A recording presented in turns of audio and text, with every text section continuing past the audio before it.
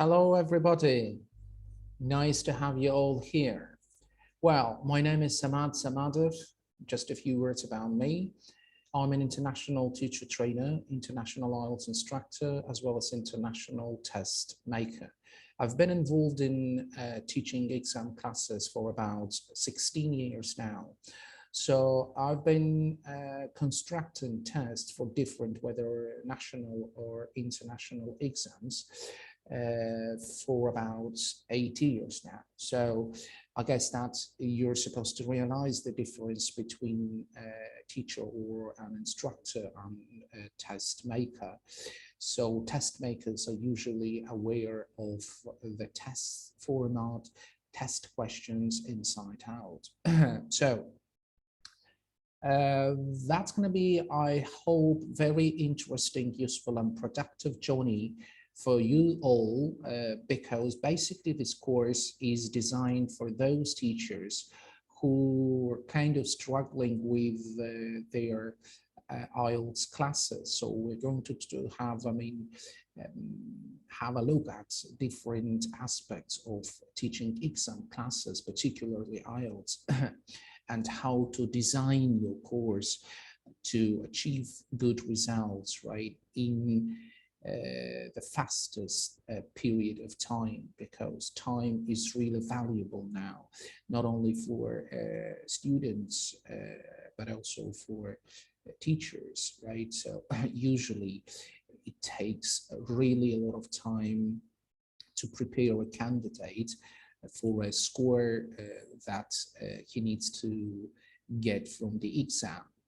And as you may supposed to understand, that it is really easy to work with high-level students, but most candidates who want to apply for different institutions, for different universities across the globe, they can come to you with let's say pre-intermediate level of proficiency in English.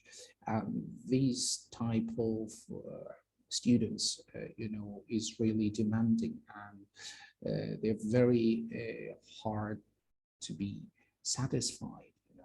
So that is why one of the main problems that we face is that we do not know the appropriate plan and the program of working more efficiently.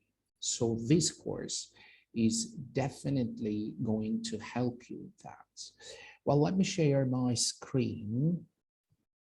And today we're going to have a look at basic information concerning the IELTS exam. So the name of the course, which is going to last only for 10 days, is Start Designing Your IELTS Course. Well, of course, before starting doing the course, running the course, teaching the classes, you're supposed to be aware of the exam format and about all the details thoroughly. Otherwise, it may really be a problem for you, because most students, they're not that much aware of the exam format. The only thing that they know in many cases that they need an appropriate, certain, band score to enter a certain university, let's say 6.5, and that's it for that they know. But we're supposed to inform them about all the details of the exam before we start teaching anything. So that's kind of the first step in designing your IELTS course. So any student that is going to come to you and enroll your course, so first of all, he or she should be informed about the following information that we're going to have a look today at. So of course, at the same time, you firstly need to know this information. Even if you know that, so you need to confirm that you are familiar with all the points of the exam. Well, first of all, what is IELTS, right? So this is the most common, this is the most popular international exam, and which is popular all across the globe. The exam is owned and managed by British Council, three bodies: British Council, IDP Australia, and Cambridge Examination. You know, the test basically has been created for people who want to work or study or migrate to English-speaking countries, or even to non-English speaking countries. So that is why, it stands for International English Language Testing System. On which IELTS, as we're supposed to know, there are three versions of the IELTS exam: academic, general training, and life skills test.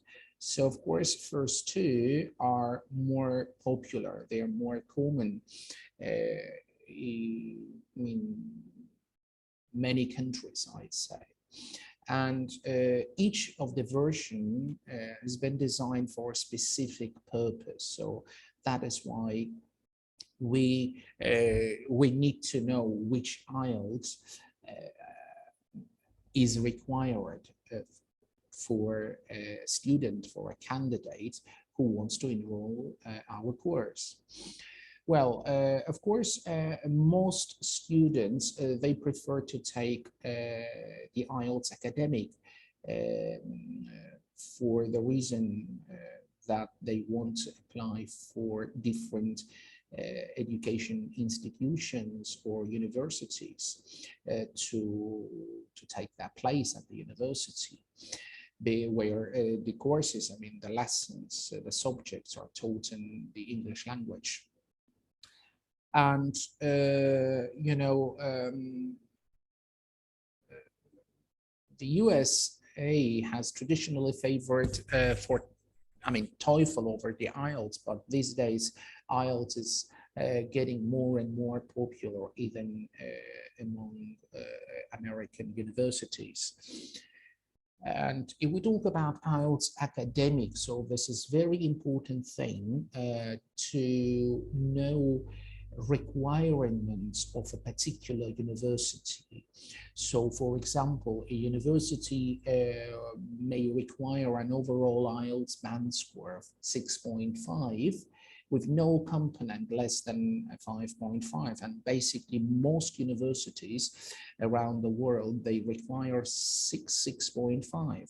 But this is not only about overall score, right? So let's say even if you have 7.5 in speaking or for listening, if the requirement for, and in writing, for example, if you have 5, so the same in reading, so you will fail the application because each component requires from you at least 5.5. So that is why we shouldn't think only about overall score, right? So we should care about the requirements for each component of the test. I mean, listening, reading, writing, and speaking. So yeah, that's it is also common for there to be different band score requirements for different courses at the same university. So when a student comes to you, so one of the most important questions that we need to ask him is to show or to tell you, to show you the requirements of a university that he's going to apply for you to know, like, I mean, the requirements. And yeah, the average band requirement is 6.5, but there will be some top universities that may ask you for 7+. Coming to general training, so this version of the exam is mainly for people who want to work or immigrate to English language, English speaking countries. And so accepted this version is accepted for whether visa and employment applications, education at high school level, and non-academic training, such as practical vocational courses. Well, coming to IELTS life skills, so this type of the exam is not that popular because it was introduced only in 2015, and basically it is specifically designed to meet UK immigration requirements and test only speaking and listening. So you've got the information here, like anyway, you will have this slides to have a look like and see all the details. Well, when it comes to the IELTS test formats, so the total exam time is 2 hours and 45 minutes. It doesn't matter what type of IELTS test you're going to take. So listening will last 30 minutes with 40 questions. So then reading 60 minutes with 40 questions, writing 60 minutes, having 2 tasks, and speaking will be from 11 to 14 minutes, having 3-part conversation with an examiner, right? And the thing is that here, that writing, listening, and reading components are on the same day, and so one after the other with no break, right? So you start with listening, then when reading comes, and after that writing, right? So, and it lasts 2 hours and 45 minutes, right? And but coming to the speaking component, so you may have it, before or after the, let's say, the main part of the exam. Of course, it depends on, exam center, right? So it varies depending on a test center, right?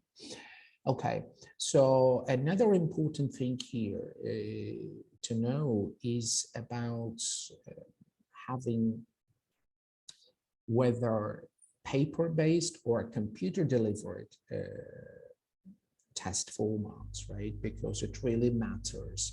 So we'll have a look at it a little bit later. So yes, the key difference in the IELTS test format between academic and general training is the subject matter of the reading and writing sections. So it doesn't matter which IELTS you take, academic or general, so listening and speaking will be the same. So you will have difference only in writing tasks and in reading passages. But in writing, so both in general and IELTS academic, second task will be more or less the same, which is about writing essays. Well, that is really important thing for us to know and warn our students. One of the main mistakes that teachers can make is that they prepare their students, let's say, during several months, and never ask them what type of exam they are going to take, paper-based or computer-delivered one. So the thing here is that, let's say, a student might be very bad at handwriting, right? So in this case, if he takes paper-based, so he may be penalized because of his poor handwriting. Another thing, when taking paper-based exam, you will have 10 extra minutes to transfer your answers onto the answer sheet while doing listening tasks.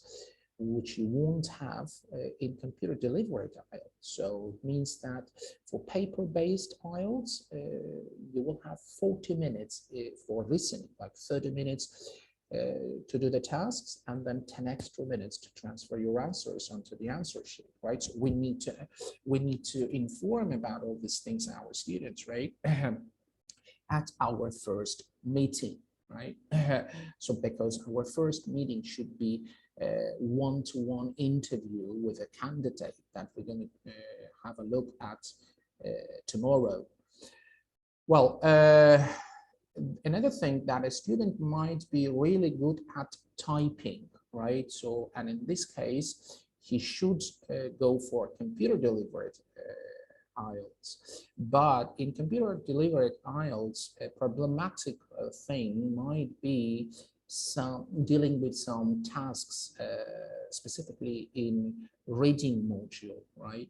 So because some students, they do not know how to tackle the tasks in terms of like instructions they understand, but how to apply them, they may have some troubles. Well, another thing here is that when you take paper-based IELTS, so you will know your answers, I mean, the result of your test, only after 13 days, compared to computer delivered IELTS, where you will have your answers just within 5 days, right? So, and one more thing, that's taking computer delivered IELTS, you will have your speaking test at the same day, right? Like on the same day. So there are some students that they say, I don't want to feel that stress, like taking paper-based IELTS, because first I need to go to, let's say, to take main part of the exam, and then I need to wait a day or 2 or 3, even up to 7 to take my speaking part. But when taking computer delivered IELTS, you will have a break between the main part, and then the break usually lasts for about 40-45 minutes. And after that, on the same day, you will take your speaking test. So you need only 1 day to take the test, and you'll need only 5 days, maximum 5 days, to take your result. But these are the things that we have to warn our students about. Well, coming to the band score, of course, the band score is designed to provide, I mean, that accurate assessment of level of proficiency in all 4 aspects, right? And we know that there are 9 scores, right, from 0 to 9, and of course most students, they need to get more than 5, in many cases more than 6. So 6, let's say 6 is a minimum requirement of each candidate that comes to enroll your course.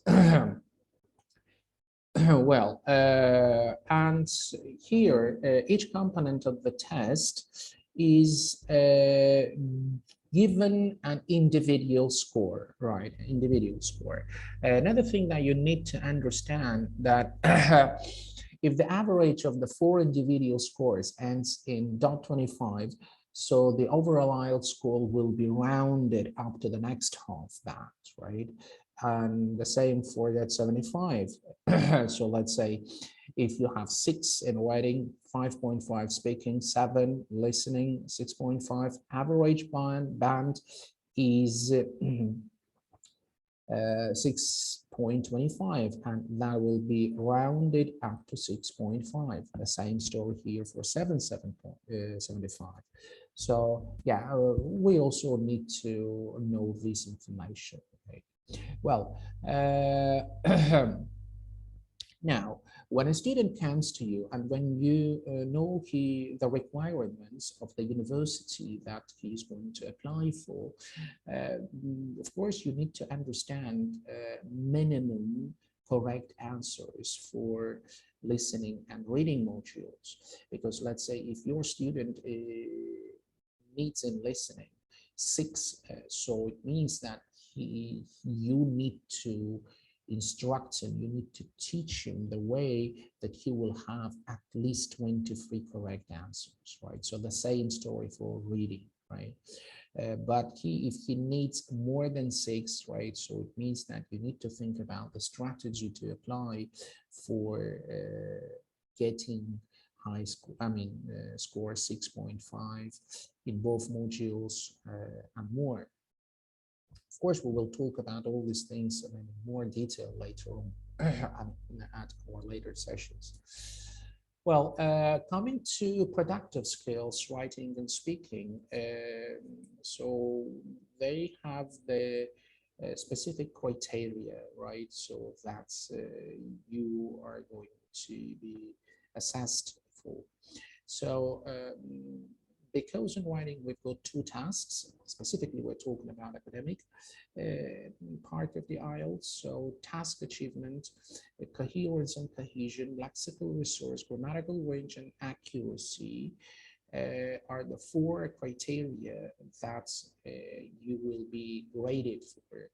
And each of them carries equal weight, 25% for each criteria here, right? So coming to speaking, you will be assessed on fluency and coherency, lexical resource, grammatical range and accuracy, and pronunciation. So again, this information is for us to know, and when any question from a student appears, right, so we have to be ready to give correct answers, right? So, well, another important thing that we need to introduce also answer sheet, because some students, they may have problems when filling these answer sheets, right? So, and if you do not work it out with them, right? If you do not instruct them, like how to fill in the gaps in the on the answer sheet, so of course it may make a problem which may take some points from that.